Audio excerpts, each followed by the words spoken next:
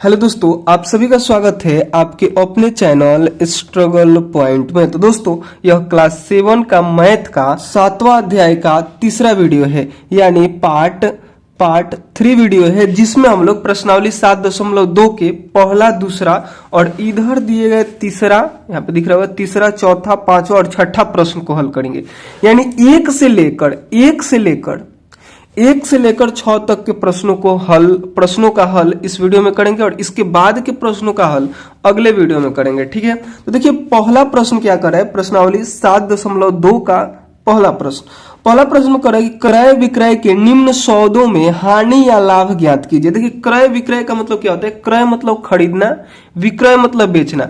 तो खरीदने बेचने पर जो हो सकता है, देखिए कोई भी चीज आप जैसे 10 रुपए का कलम खरीद लेते हैं और इसे बेचते हैं, फिर तो हो सकता है कि आपको लाभ हो या फिर हानि हो, या फिर ना लाभ हो ना हानि हो। जैसे 10 रुपए का खरीदते हैं, 15 में बेचते हैं, तो आपको क्या होगा, यहाँ पे लाभ होगा। ठीक है, आपने कम में खरीदा, ज्यादा में बेच दिया तो लाभ हुआ। और यही पेन अगर 10 में खरीदे और 5 में बेच दिए, तो यहाँ पे आपने ज्यादा में खरीद के कम में बेचा, तो यहाँ पे आपको क्या हो जाएगा, हानि हो जाएगा। तो वही काम हम लोग को यहाँ पे करना है कि क्रय विक्रय के निम्न सौदों में हानि या लाभ आपको बताना है कि हानि हो रहा है फिर लाभ हो रहा है, और प्रत्येक दशा में प्रतिशत हानि या प्रतिशत लाभ भी ज्ञात कीजिए। अगर हानि हो रहा है तो कितना प्रतिशत हानि हो रहा है आपको ये बताना है, और अगर लाभ हो रहा है तो कितना प्रतिशत लाभ हो रहा है ये भी आपको बताना है। ठीक है, तो सबसे पहले इससे रिलेटेड कुछ शब्द आपको सुनने को मिलेंगे, जैसे आपको सुनने को मिलेगा कि क्रय मूल्य, विक्रय मूल्य, हानि प्रतिशत, लाभ प्रतिशत, ये सब क्या होते हैं। सबसे पहले हम लोग इसको थोड़ा सा इस पे चर्चा करेंगे और उसके बाद फिर इन सभी प्रश्नों को हल कर लेंगे। ठीक है, तो देखिए क्रय मूल्य का मतलब होता है कि जिस मूल्य पे आप किसी वस्तु को खरीदते हैं, जैसे यहाँ पे हम लिख दे क्रय मूल्य। क्रय मूल्य का मतलब होता है कि किसी वस्तु को आप जिस मूल्य पे खरीदते हैं। क्रय मतलब खरीदना और मूल्य मतलब किस प्राइस पे आप खरीद रहे हैं। ठीक है, जैसे इसको हम खरीद रहे हैं तो इसको बोलेंगे क्रय, और कितना रुपए में खरीदे तो हो जाएगा क्रय मूल्य, जिसको इंग्लिश में हम लोग बोलते हैं कॉस्ट प्राइस।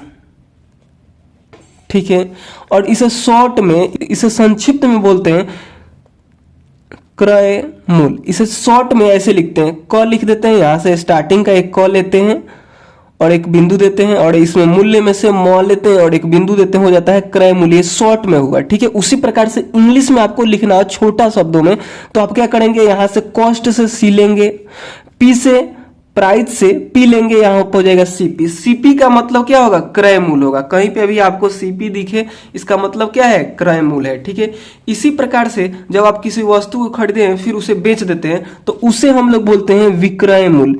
विक्रय मूल्य, जैसे 10 में खरीद के 20 में किसी चीज को बेच दिया, तो 20 क्या हो जाएगा, विक्रय मूल्य हो जाएगा, जिसको इंग्लिश में बोलते हैं सेलिंग प्राइस।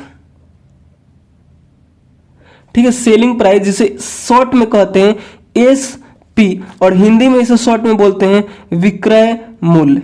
ठीक है, विक्रय मूल्य ऐसे लिखते हैं इसको शॉर्ट में, और इंग्लिश में ऐसे लिखते हैं। ठीक है, तो शायद आप लोग यहाँ पे समझ रहे हैं। इसके अलावा होता है लाभ, फिर हानि, इस सब को हम आगे पढ़ेंगे। ठीक है, इतना बात अगर आप लोग समझ गए तो चलिए अब हम लोग प्रश्नों को हल करते हैं। और कुछ सूत्र है, यहाँ पे कुछ सूत्र की आवश्यकता पड़ेगी कि लाभ, कहीं पे आपको लाभ निकालना होगा। अगर लाभ हो रहा है, जैसे इस कलम को आपने 10 में खरीद कर 15 में बेचा है, तो आपने कम में खरीद कर ज्यादा में बेचा है, तो यहाँ पे आपको लाभ हो रहा है। आपसे हम पूछे कि कितना लाभ हो रहा है, तो इसको निकालने के लिए आपको यहाँ पे यह सूत्र लगाना होगा कि क्रय मूल्य, यानी जितना में आप खरीदे हैं, जितना में आप बेचे हैं, क्रय मूल्य यहाँ पे लिखे हैं, तो जितना में आप बेचे हैं उसको पहले लिखिए, और जितना में खरीदे थे उसको घटा लीजिए। जैसे हमने इसको 10 में खरीदा था, यहाँ पे एग्जाम्पल के थ्रू हम आपको बताएं, जैसे एक पेन हमने 10 में खरीदा था, यानी यहाँ पे क्रय मूल्य कितना हो जाएगा, क्रय मूल्य जो जिस मूल्य पे हम खरीदते हैं, तो क्रय मूल्य हो गया 10, और इसे बेचे हैं हम 15 में, यानी विक्रय मूल्य यहाँ पे कितना हो गया है, विक्रय मूल्य यहाँ पे हो गया है 15। ठीक है, तो हम लोग को यहाँ पे निकालना है लाभ, तो लाभ का सूत्र लगाएंगे। लाभ का सूत्र क्या होता है, तो विक्रय मूल्य माइनस क्रय मूल्य। तो देखिए विक्रय मूल्य कितना है, विक्रय मूल्य 15 है और घटाइए तो क्रय मूल्य कितना है 10। तो जब आप लोग घटाइएगा तो यहाँ पे कितना आएगा 5 आएगा, यानी आपको लाभ जो हुआ है वो 5 रुपए का हुआ है।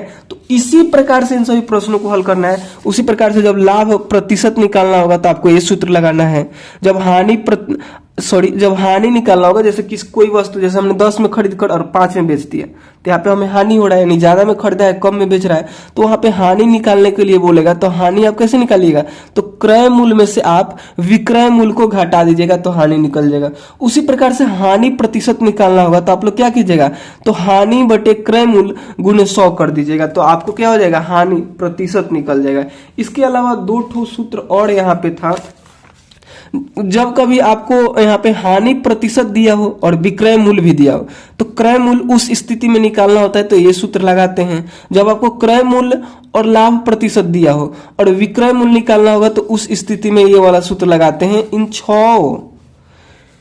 6 सूत्रों को आप लोग को ध्यान में रखना है, ठीक है। इसको 5 नंबर दीजिए, जैसे पहला सूत्र, दूसरा, तीसरा, चौथा, पांचवा, उसके बाद छठा। और इसके अलावा जब हम लोग आगे के प्रश्नों को हल करेंगे अगले वीडियो में, इतना सूत्रों से हम लोग जो 6 प्रश्न को हल करेंगे ना 1 से लेकर 6 तक, उन सभी को बहुत आसानी से कर लेंगे, ठीक है। और बाकी के जो प्रश्न है उनमें जो सूत्र लगेगा हम अगले वीडियो में फिर से लिख कर लाएंगे, उसको भी आपको याद करना है। अभी तक आपको केवल इतना को लिख लेना है, इतना दिख रहा है ना आपको, इन सभी सूत्रों को लिख लेना है और याद कर लेना है। आगे के प्रश्नों को हल करेंगे उस टाइम हम और आपको सूत्र बताएंगे, उस टाइम उनको लिखकर आपको याद कर लेना है, ठीक है। तो चलिए अब हम लोग इन प्रश्नों को हल करते हैं। बहुत ज्यादा बकवास हो गया। तो देखिए पहला प्रश्न कह रहा है, समझिए यहाँ पे पहला प्रश्न यहाँ पे कह रहा है ए नंबर में कि बगीचे में काम आने वाली कैंची 250 में खरीदी गई तथा 325 रुपए में बेची गई। तो यहाँ पे आपको क्या निकालना है, शुरू में ही यहाँ पे बोल दिया था कि क्रय विक्रय के निम्न सौदों में हानि या लाभ ज्ञात कीजिए। अगर यहाँ पे हानि हो रहा है तो हानि निकाल दीजिए, अगर लाभ हो रहा है तो लाभ निकाल दीजिए। अब पता चल गया आपको कि यहाँ पे लाभ हो रहा है, तो लाभ हो रहा है तो यहाँ पे लाभ प्रतिशत निकाल दीजिए, और हानि हो रहा होगा अगर तो हानि प्रतिशत निकाल दीजिए। यही प्रश्न में आपसे पूछ रहा है। तो देखिए यहाँ पे पहले समझिए, कह कि बगीचे में काम आने वाली कैंची 250 में खरीदी गई और 325 में बेच दी गई, यानी कम में खरीदा गया है और ज्यादा में बेचा गया है। जैसे हम 10 में खरीद कर 15 में बेचते हैं तो हमें लाभ होता है, तो यहाँ पे भी ये कम में खरीद कर ज्यादा में बेचा गया है, तो यानी यहाँ पे लाभ हुआ है। हम लोग को क्या निकालना है, लाभ निकालना है। तो लाभ का सूत्र हम अभी आपको बताएं। लाभ निकालने का सूत्र क्या है, तो विक्रय मूल्य माइनस क्रय मूल्य। तो सबसे पहले आप लोग यहाँ पे लिख दीजिएगा कि यहाँ पे लिखने का तरीका क्या है। पहले के हल में जो ए नंबर है उसके हल में आप लोग सबसे पहले लिखिएगा कि एक कैंची का क्रय मूल्य, यानी वह जो कैंची है उसका क्रय मूल्य, यानी देखिए यहाँ पे लिखा है बगीचे में काम आने वाली कैंची 250 में खरीदी गई मतलब क्रय मूल्य हो गया उसका, ठीक है। तो यहाँ पे लिखिएगा कि बगीचे मत लिखिएगा, डायरेक्ट यहाँ पे लिख दीजिए कैंची, लिखिएगा कैंची का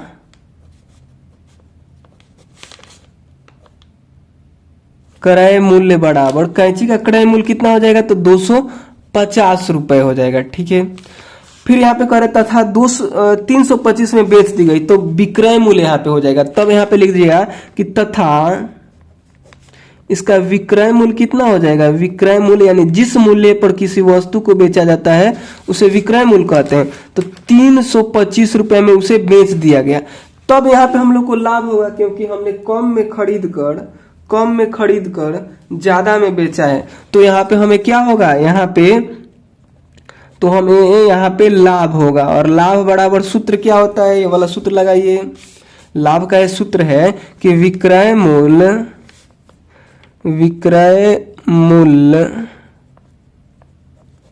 माइनस क्रय मूल्य। शॉर्ट में यहाँ पे लिख दे रहे हैं क्योंकि जगह नहीं है, ठीक है। आप ऐसे क्रय मूल्य लिखना होगा तो आप इतना लंबा भी लिख सकते हैं, फिर शॉर्ट में, जो कि हमने आपको पहले ही बताया यहाँ पे कि क्रय मूल्य ऐसे भी लिखते हैं, ऐसे भी लिखते हैं। शॉर्ट में हो गया, लॉन्ग में हो गया। इंग्लिश में ऐसे लिखते हैं, कॉस्ट प्राइस बोलते हैं, और शॉर्ट में इसे ऐसे लिखते हैं। ये सब तो हम आपको पहले ही बता दिए, इसीलिए बताएं ताकि हम कभी शॉर्ट में लिखे तो आप कंफ्यूज ना हो कि क्या हम लिख दिए, ठीक है।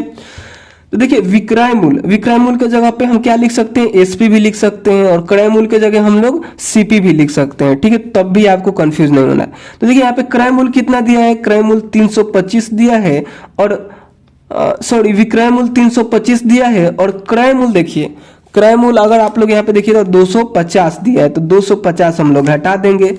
तो जब आप 325 में से 250 को घटाइएगा तो यहाँ पे आएगा 75, यानी उसे जो लाभ हुआ है, लाभ कितना हुआ है, 75 रुपए का हुआ है, ठीक है। अब आपसे यहाँ पे एक और बात पूछ रहा था कि प्रत्येक दशा में प्रतिशत या हानि लाभ भी ज्ञात कीजिए। यहाँ पे आपको लाभ हो गया, तो अब आपको यहाँ पे बताना है कितना प्रतिशत आपको लाभ हुआ है। तो यहाँ पे लिखिएगा लाभ प्रतिशत बराबर, क्या लिखिएगा, लाभ प्रतिशत बराबर, और लाभ प्रतिशत का सूत्र क्या होता है, यहाँ पे है लाभ बटे क्रय मूल्य, लाभ बटे क्रय मूल्य गुणे 100। तो देखिए लाभ हमें कितना हुआ है, 75 का लाभ हुआ है। क्रय मूल्य कितना है, तो क्रय मूल्य यहाँ पे हमने लिखा था 250, तो यहाँ पे लिखिए 250 गुना कीजिए 100 से। अब कट जाए तो कटा देंगे, नहीं कटे, अगर नहीं कटे तो गुना करके डायरेक्ट हम लोग लिख देंगे। तो देखिए 1 0 से 1 0 खत्म, 25 से कम 25, और 25 3 75।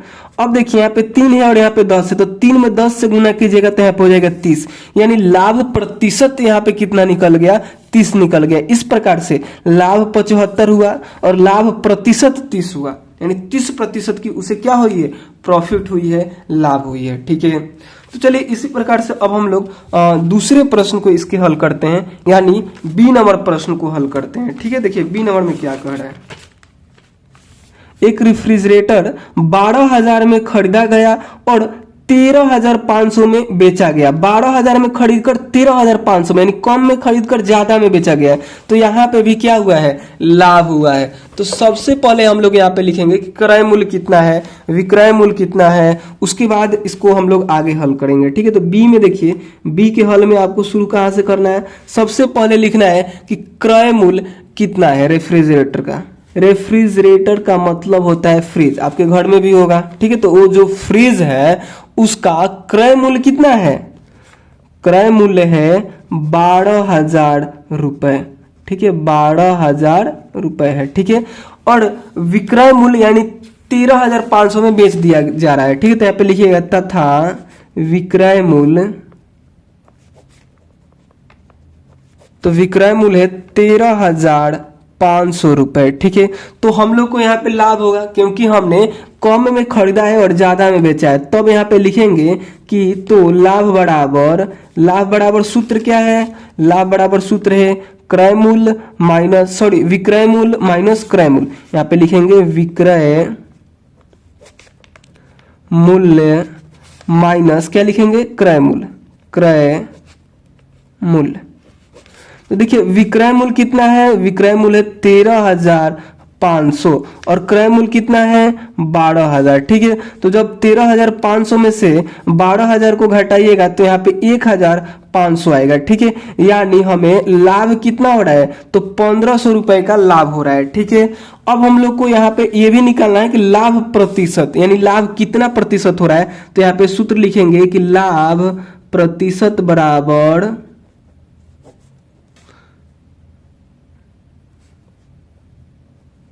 लाभ प्रतिशत बराबर सूत्र क्या हो जाएगा, तो लाभ बटे क्रय मूल्य गुणे 100। लाभ ये आपको याद कर लेना है, ठीक है, लाभ बटे क्रय मूल्य गुणे 100, ठीक है।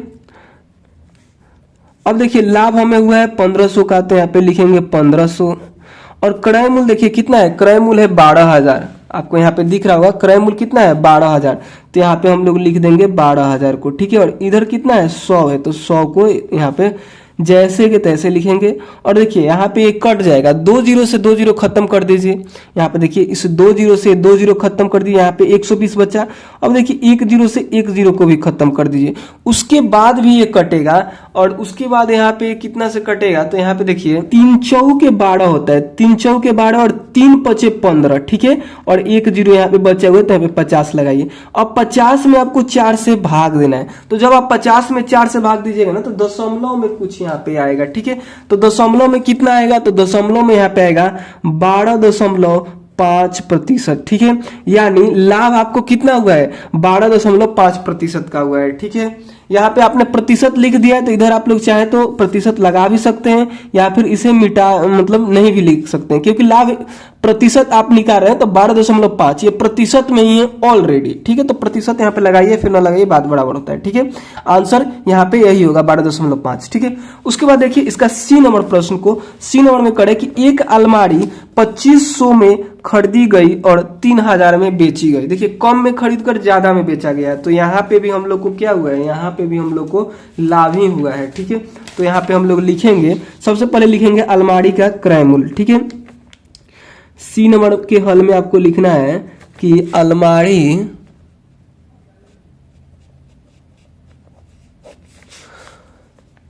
का क्रय मूल्य, अलमारी का जो क्रय मूल्य है वो कितना है, 2500 है। ठीक है, यानी 2500 रुपए है, तथा विक्रय मूल्य, विक्रय मूल्य कितना है, तो देखिए विक्रय मूल्य 3000। ठीक है, तो 3000 लिखिए। तो हम लोग को देखिए कम में खरीद कर ज्यादा में बेच रहे हैं, तो हम लोग को यहाँ पे लाभ हो रहा है, तो लिखेंगे कि लाभ बराबर कितना का लाभ हो रहा है, तो बेचे हुए मूल्य में यानी विक्रय मूल्य में से, विक्रय मूल्य में से खरीदा हुआ मूल्य हम लोग निकाल लेंगे, यानी क्रय मूल्य को घटा लेंगे, तो हमें निकल जाएगा कि लाभ कितना हो रहा है। तो देखिए बेचे हैं हम लोग 3000 में और खरीदे हैं हम लोग 2500 में, तो जब हम लोग घटाएंगे तो यहाँ पे 500 आएगा, यानी हमें लाभ कितना हो रहा है, 500 का लाभ हो रहा है। अब हम लोग को लाभ प्रतिशत भी ज्ञात करना है, तो यहाँ पे लिखेंगे लाभ प्रतिशत बराबर, तो लाभ प्रतिशत कितना हो जाएगा, लाभ प्रतिशत हो जाएगा, इसका सूत्र होता है कि लाभ रखिए ऊपर, बटा में रखिए क्रय मूल्य, लाभ रखिए ऊपर, बटा में रखिए क्रय मूल्य और गुना कर दीजिए 100 से। ठीक है, तो देखिए लाभ कितना है, 500 का लाभ है, क्रय मूल्य कितना है, 2500 है। ठीक है, और गुना करिए 100 से, तो देखिए यहाँ पे ये 2 जीरो से 2 जीरो कट जाएगा और 250 एकम 250, 250 दूनी 500, तो यहाँ पे कितना बचा, 2, यानी जो उसे लाभ हुआ है वो कितना प्रतिशत का हुआ है, 2% का हुआ है। ठीक है, तो इस प्रकार से आपने इस प्रश्न को भी हल कर लिया। कोई भी डाउट हो तो आपको क्या करना है, कॉमेंट करना है। ठीक है, तो चलिए अब हम लोग इसके डी नंबर प्रश्न को हल करते हैं। देखिए एक सर्कटर, पता ना क्या होता है, हमको नहीं पता है, जो 250 में कोई भी चीज हो जो 250 में खरीद कर 150 में बेची गई, यानी ज्यादा में खरीदा गया, 250 में खरीदा गया है और 150 में ही बेच दिया गया, यानी कम में बेचा गया है। तो इसको कैसे हम लोग निकालेंगे, तो यहाँ पे तो हमें लॉस हो रहा है जी, लॉस मतलब हानि हो रहा है, क्योंकि हमने ज्यादा पैसा में खरीदा है और कमे रुपया में बेच दे रहे हैं। ठीक है, ज्यादा में खरीदे हैं और कमे में बेच दे रहे हैं, तो हमको यहाँ पे क्या होगा, हमको तो यहाँ पे हानि हो जाएगा। तो हम लोग को हानि ही निकाल देना है, क्योंकि प्रश्न में शुरू में ही पूछा है, अगर हानि हो रहा है तो हानि निकालिए, लाभ हो रहा है तो लाभ निकालिए। ठीक है, तो देखिए यहाँ पे लिखेंगे डी में, डी के हल में कि जो ये पता ना कौन सा वस्तु है, इसका क्रय मूल्य जो है, इसका क्रय मूल्य वो कितना है, वह 250 रुपए है। ठीक है, 250 रुपए है, 250 रुपए है, और इसका विक्रय मूल्य यानी इसे बेचा गया है कितना में, तो इसको यहां पे लिखेंगे कि विक्रय मूल्य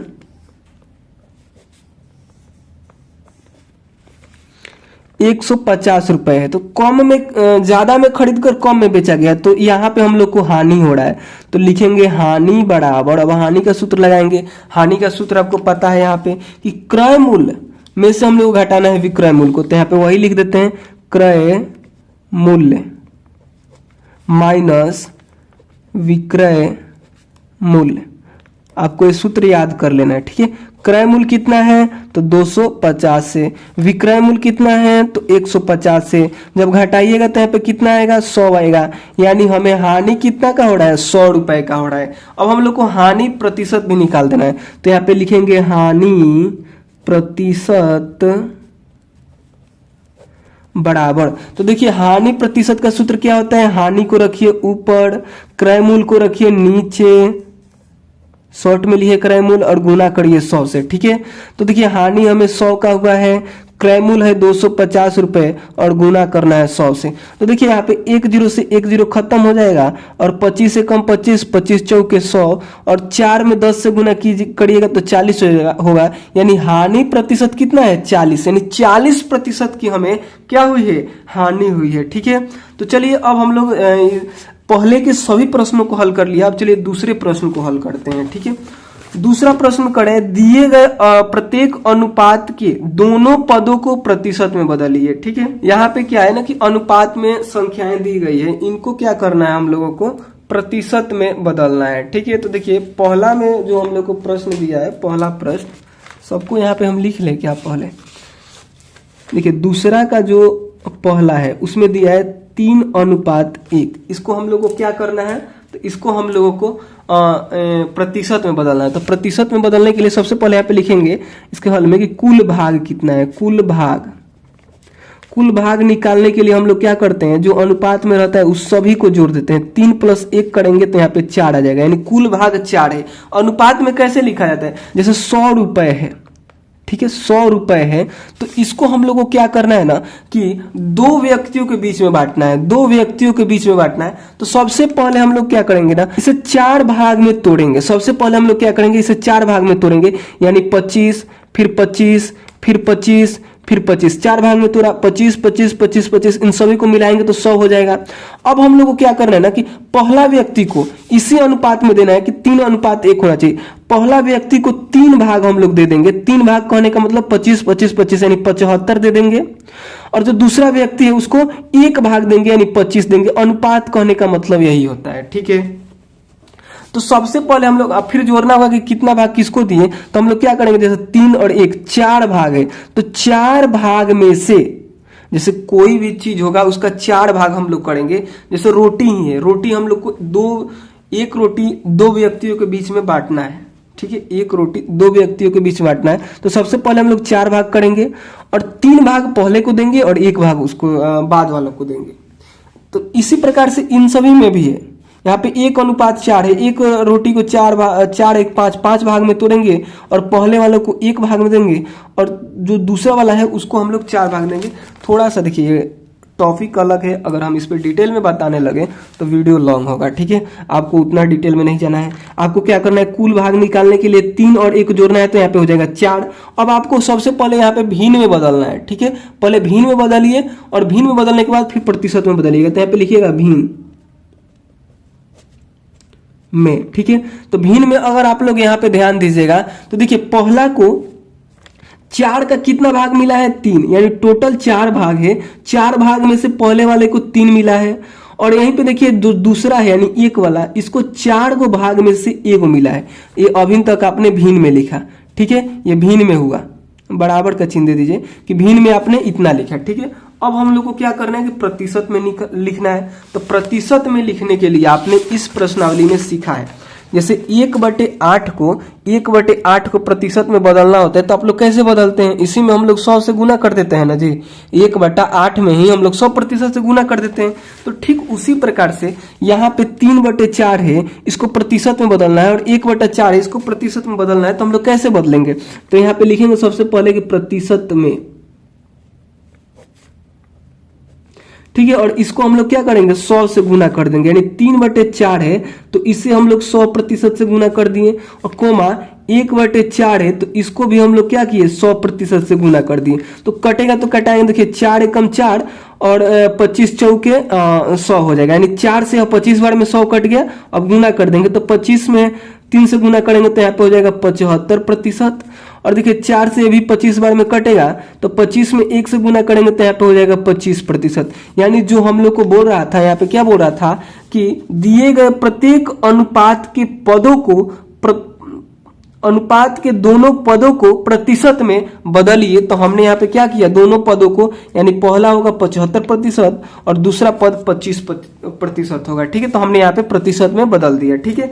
इसी प्रकार से चलिए इसके बी नंबर प्रश्न को हल करते हैं।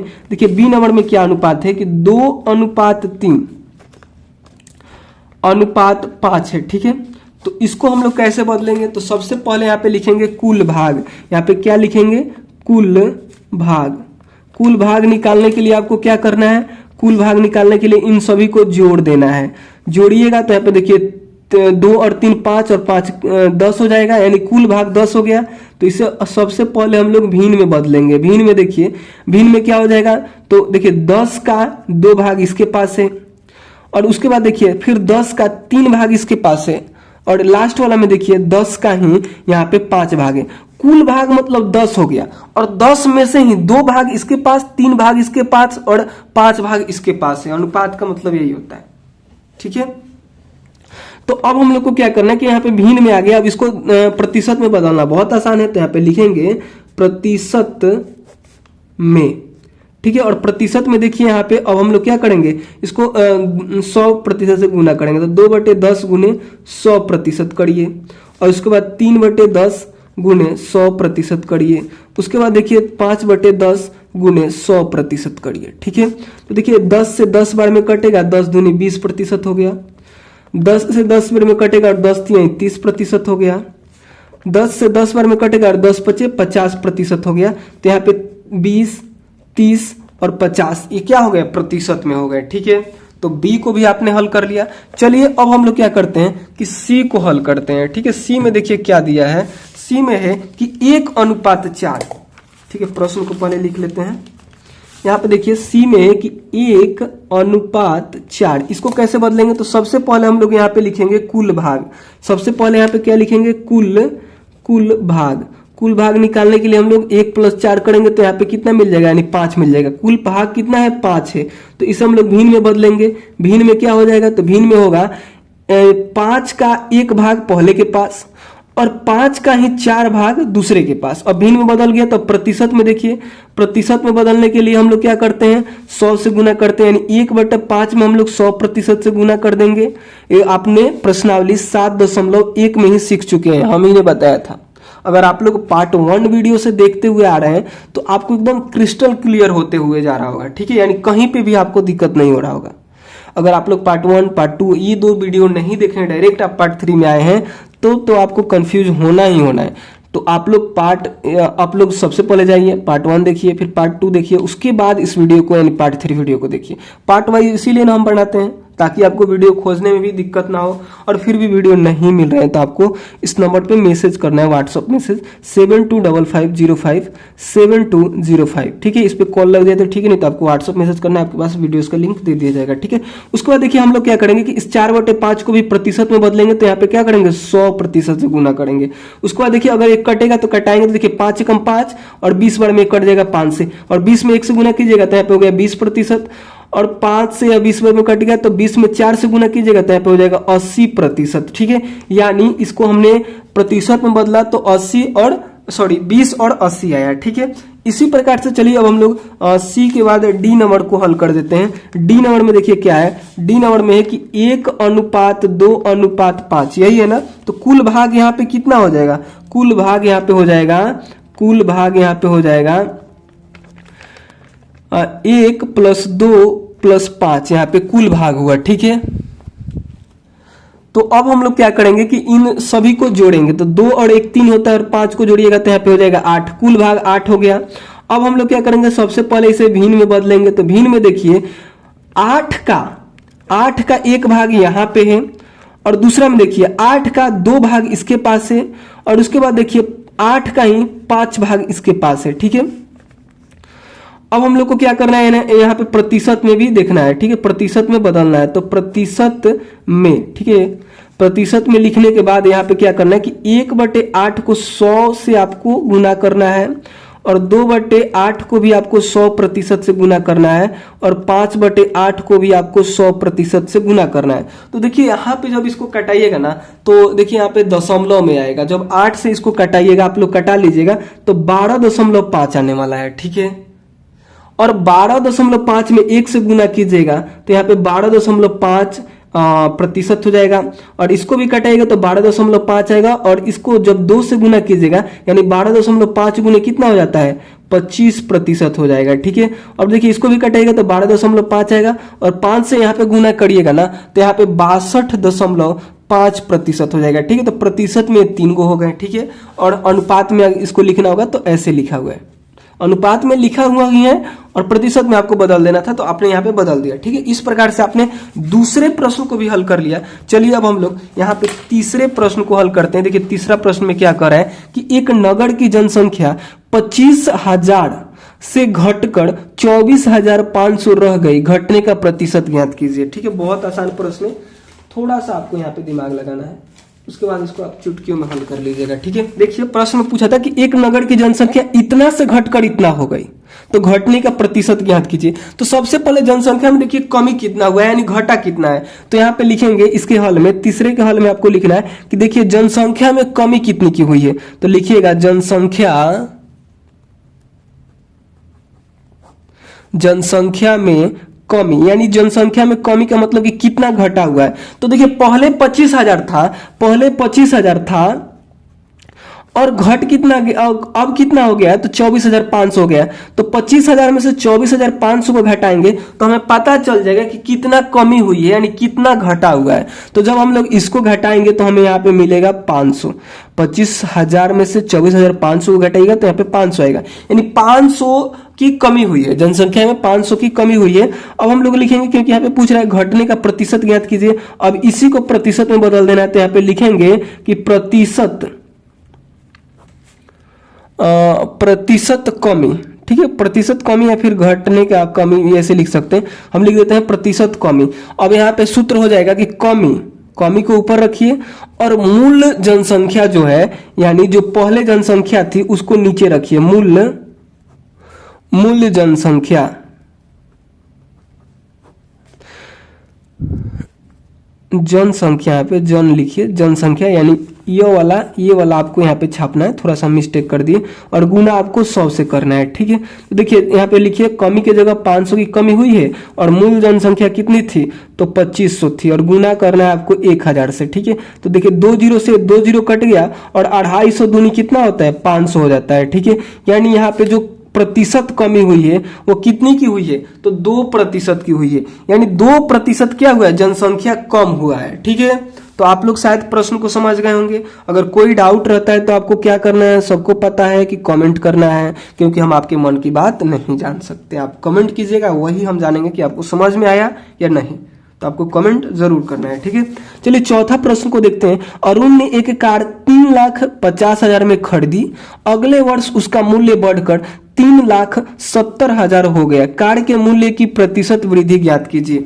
देखिए यहाँ पे क्या है ना कि एक कार 3,50,000 में खरीदा गया और अगला साल उसका मूल्य 3,70,000 हो। देखिए इसको समझने के लिए आप लोग ऐसे समझे ना, ऐसे अगर इसको आप समझे तो आपको समझने में बहुत मतलब आसानी होगी कि मान लीजिए कि एक कार इतना में खरीदा गया और इतना में बेच दिया गया, तो हम लोग लाभ कैसे निकालते हैं, विक्रय मूल्य में से क्रय मूल्य को घटा देते हैं। लाभ का सूत्र क्या होता है, विक्रय मूल्य में से क्रय मूल्य को घटाते हैं, यानी इसमें से इसको घटाएंगे तो हम लोग को यहाँ पे ये पता चलेगा, लाभ नहीं, यहाँ पे ये पता चलेगा कि मूल्य में वृद्धि कितनी हुई, और उसके बाद प्रतिशत निकाल लेंगे उसका।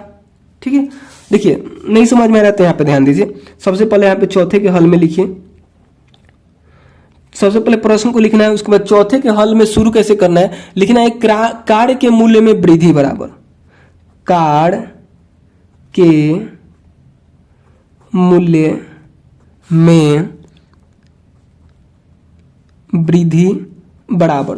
तो देखिए वृद्धि निकालने के लिए हम लोग क्या करेंगे, तो अभी जितना मूल्य है यानी 3,70,000 है ना, तो इसमें से हम लोग पहले के मूल्य को घटा लेंगे, यानी जिस टाइम उसने उसको खरीदा था, यानी 3,50,000 को यहाँ पे हम लोग घटा लेंगे। तो जब यहाँ पे घटाइएगा ना तो यहाँ पे 20,000 आपको मिलेगा। ठीक है, यानी वृद्धि कितनी की हुई है, 20,000 की हुई है। ठीक है, अब आपको क्या करना है ना कि इस 20,000 को ही प्रतिशत में बदल देना, तो हो जाएगा प्रतिशत वृद्धि। तो यहाँ पे लिखिएगा कि प्रतिशत वृद्धि बराबर प्रतिशत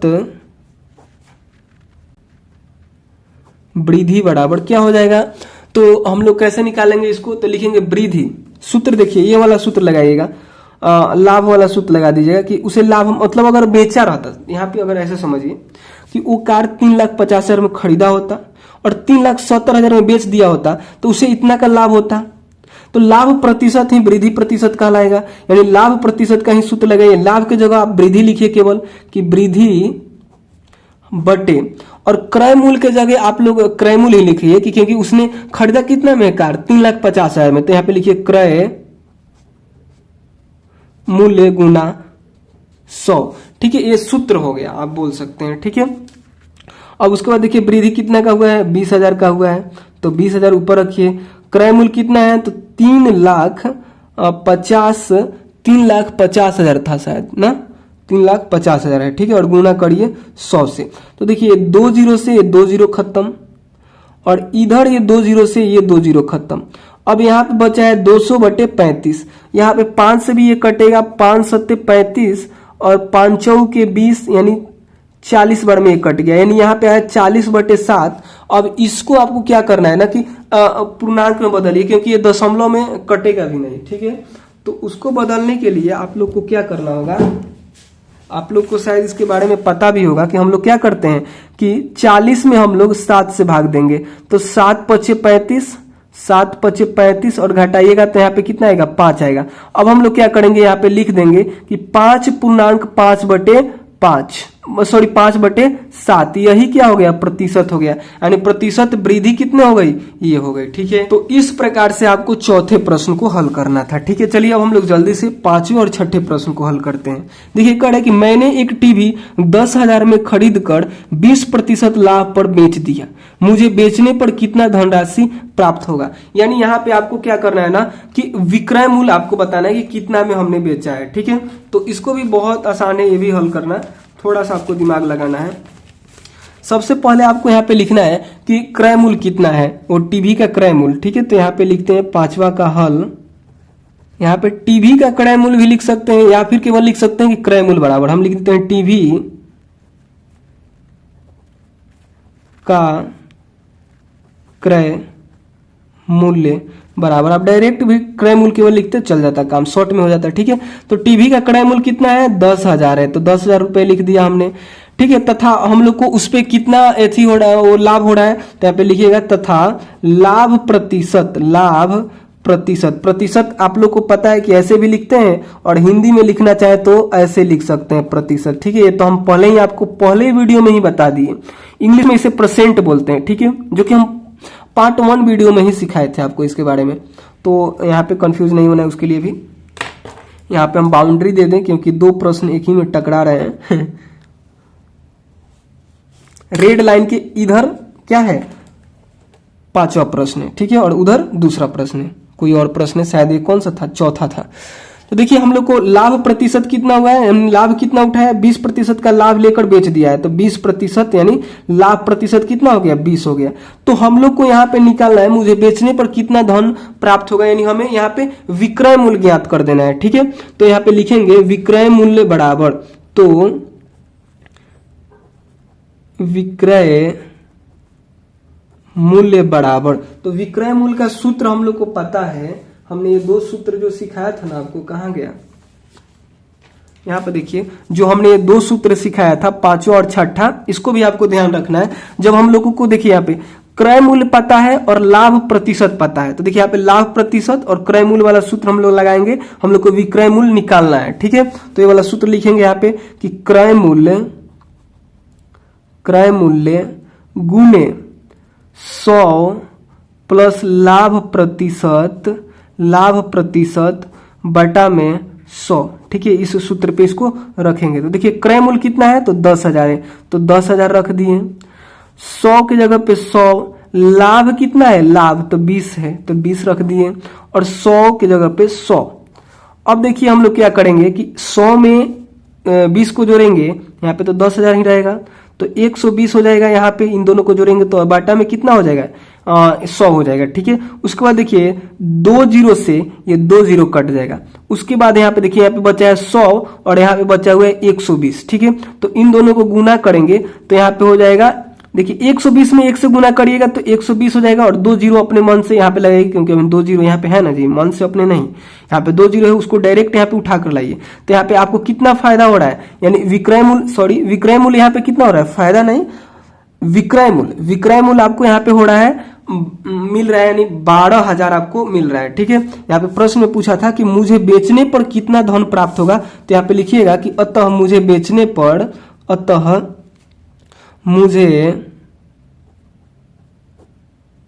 मुझे बेचने पर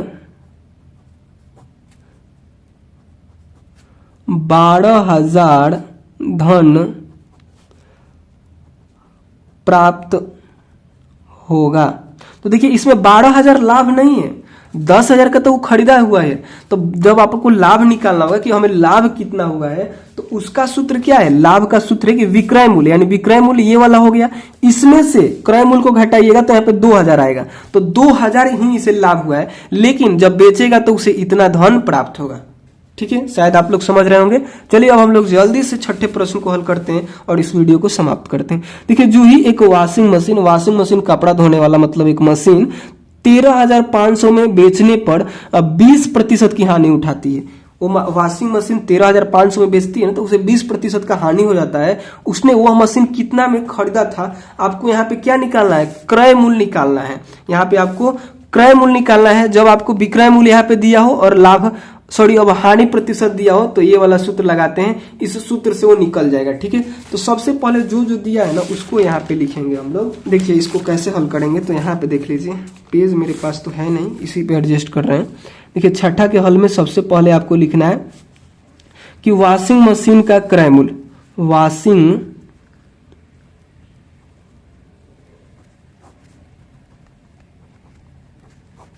मशीन का क्रय मूल्य, या फिर आप लोग केवल लिख सकते थे क्रय मूल्य, वैसे भी हो जाता है। ठीक है, तो वॉशिंग मशीन का क्रय मूल्य जो है 13,500 रुपए है। ठीक है, तथा हानि कितना उठाना पड़ रहा है, यानी हानि प्रतिशत कितना है? तो हानि प्रतिशत यहाँ पे 20 है। ठीक है, तो हम लोग को यहाँ पे निकालना है कि उसका विक्रय मूल्य, या सॉरी यहाँ पे देखिए, जूही एक वॉशिंग मशीन इतना में बेचती है, सॉरी यहाँ पे विक्रय मूल्य होगा, यहाँ पे विक्रय मूल्य होगा। ठीक है, यहाँ पे विक्रय मूल्य आप लोग लिखिएगा कि वॉशिंग मशीन का विक्रय मूल्य कितना है, तो 13,500 है और हानि उसे उठाना पड़ रहा है 20% का। तो यहाँ पे आपको निकालना है कि क्रय मूल्य कितना है। ठीक है, तो क्रय मूल्य बराबर यहाँ पे लिखिएगा, क्रय मूल्य का ये वाला सूत्र लगाइए। क्रय मूल्य का ये वाला सूत्र कहाँ पे गया? ये वाला सूत्र की विक्रय मूल्य गुने 100 और 100 माइनस हानि प्रतिशत। ठीक है, ये वाला सूत्र लगाइए। तो विक्रय मूल्य कितना है? तो 13,500 है। विक्रय मूल्य यहाँ पे अभी ना लिखे जी, 13,500 और गुना में 100 बटा में 100 माइनस हानि कितना का हो रहा है? 20% का, तो 20 लिखिए। यानी हानि प्रतिशत कितना है? 20 है, तो 20 के जगह हानि प्रतिशत की जगह पे 20 लिख दिया। ठीक है, उसके बाद देखिए यहाँ पे 13,500 की जगह 13,500 ही रहेगा, 100 ऊपर है तो 100 रहेगा, और 100 में से 20 को घटाएगा तो 80 होगा। उसके बाद देखिए एक जीरो से ये जीरो खत्म कर दीजिए। ठीक है, जीरो से जीरो खत्म, और 8 से यह जो कटेगा ना, 8 से यह कटेगा 3,375 बार में, 3,375 बार में कटेगा। ठीक है, जब इतना में आप लोग 13,500 में 8 से भाग दीजिएगा ना, तो इतना ही आने वाला है। अब आपको क्या करना है कि इतना में इस 10 से गुना कर देना है। ठीक है, इसको ऐसे काटिए। देखिए 20 चौकी 80 हो जाएगा यहाँ पे, और 20 5 100 हो जाएगा। ठीक है, यहाँ पे 5 बचा। अब 4 से इसको काटिएगा ना, 4 से, तो 3,375 आएगा। ठीक है, और इतना में जब 5 से गुना कीजिएगा, इतना में 5 से गुना कीजिएगा, तो यहाँ पे आएगा 16,875 आएगा। ठीक है, यानी क्रय मूल्य जो है उसका 16,875 रुपए है। ठीक है, तो उसे तो यहाँ पे और प्रश्न में क्या पूछ रहा था कि उसने वह मशीन कितना में खरीदी थी, तो उसने उस मशीन को 16,875 में खरीदी थी। अगर आप लोग यहाँ पे लिखना चाहें तो ऐसे करके भी लिख सकते हैं इसके नीचे कि अतः उसने, यहाँ पे लिखिएगा अतः उसने वह मशीन 16,875 रुपए में खरीदी थी। ये वाला बात इसके नीचे लिखना है, जैसे आपने इस प्रश्न में कैसे यहाँ पे नीचे लिखा उसी प्रकार से लिखना है, ताकि देखने में अच्छा लगेगा बस। बाकी इसका आंसर तो यहीं पे निकल गया था कि इतना रुपए का उसका क्या है, क्रय मूल्य, यानी उतना में वो खरीदी हुई, इतना में उसने खरीदी है। लेकिन आप लोग लिखना चाहे तो इसको लिख सकते हैं, जिससे देखने में थोड़ा सा आपको अच्छा लगेगा, और अगर एग्जाम में ऐसे लिख के आते हैं तो आपको पूरा नंबर मिलेगा। और एक भी नंबर आपका नहीं कटने वाला है। ठीक है, तो अगर वीडियो पसंद आए तो लाइक करना है, चैनल पे नए हैं तो चैनल को क्या करना है, सब्सक्राइब भी कर लेना है। तो चलिए मिलते हैं अगले वीडियो में, जिसमें हम लोग आगे के प्रश्नों को हल करेंगे। प्रश्नावली 7.2 का ही जो बचा हुआ प्रश्न है उसको हल करेंगे। ठीक है, दोस्तों के साथ नहीं शेयर किए हैं तो प्लीज जरूर शेयर कीजिएगा। ठीक है, तो चलिए मिलते हैं अगले वीडियो में, तब तक के लिए बाय दोस्तों।